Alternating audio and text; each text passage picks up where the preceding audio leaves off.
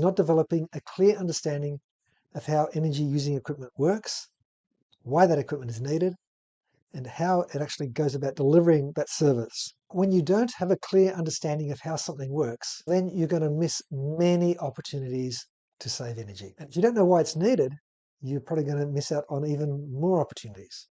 Here's an example. A large building, let's say it's a sky-rise building, has space cooling provided by a water-cooled chiller.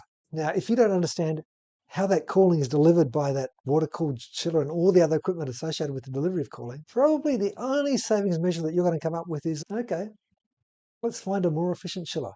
As a result, you're going to miss out on a whole heap of savings opportunities. Such as, let's start asking the question, why do you need cooling in this building? Is there any way that we can reduce the need for cooling or even eliminate the need for cooling? Now, once you start asking those questions, then you realize that you need to know about the main methods of heat transfer. How is heat getting into the building? Why is it hot? Why do we need cooling? So you need to know about radiation, conduction, and convection.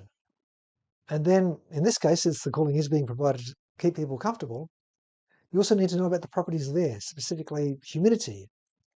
And you need to know what is a comfortable temperature and humidity. If you don't have any clue about these topics, then your advice is going to be pretty bad.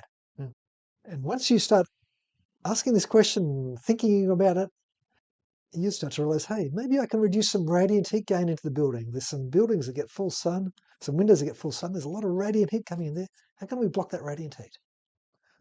What's the insulation like? How can we prevent the conduction of heat?